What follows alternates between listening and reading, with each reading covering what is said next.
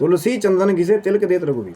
आप चित्रकूट के घाट पर या चित्रकूट के तीर पर, वो अलग अलग संतों का केवल पढ़िए उसको। तो चित्रकूट के घाट पे जो है कहते हैं कि हनुमान जी ने कहा कि आप वहां आइएगा, वहां आपको श्री रामचंद्र जी के दर्शन होंगे। अब कहते हैं कि लेकिन देखिए इस चीज को समझिए कि जब तक वो नहीं चाहेंगे आप उनके स्वरूप को नहीं पहचान पाएंगे। गए बाबा तुलसी चित्रकूट के घाट पे, तो कहते हैं कि अन्यतर रूप में श्री रामचंद्र जी लक्ष्मण जी जो हैं वहां से गुजरे, लेकिन बाबा तुलसी उनको पहचान नहीं पाए। तो उन्होंने हनुमान जी को कहा कि महाराज बड़ा विलंब हो गया दर्शन में। कहते हैं अभी तो गए आपके सामने से।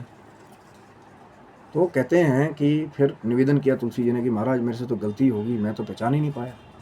तो कहता है कल फिर दर्शन हो गए यहीं पे, पर कल मैं आपको संकेत दूंगा और फटाफट आप पहचान लेना।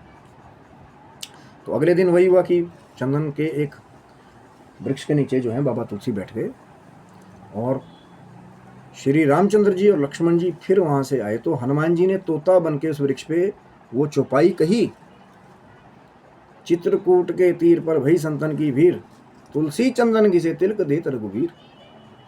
ऐसी जो है वो चौपाई कही, संकेत कहा। तो बाबा तुलसी समझ गए। अब वो घाट पे, चित्रकूट के घाट पर या चित्रकूट के तीर पर, वो भी एक चर्चा का विषय। तो फिर जो है उन्होंने संकेत दे दिया कि भैया ये जो वो, क्योंकि श्री रामचंद्र जी लक्ष्मण जी ने आकर के बाबा तुलसी से चंदन मांगा, तो वो चौपाई ऊपर से हनुमान जी ने तोता बन के कही कि तुलसी चंदन घिसे तिलक देत रघुवीर।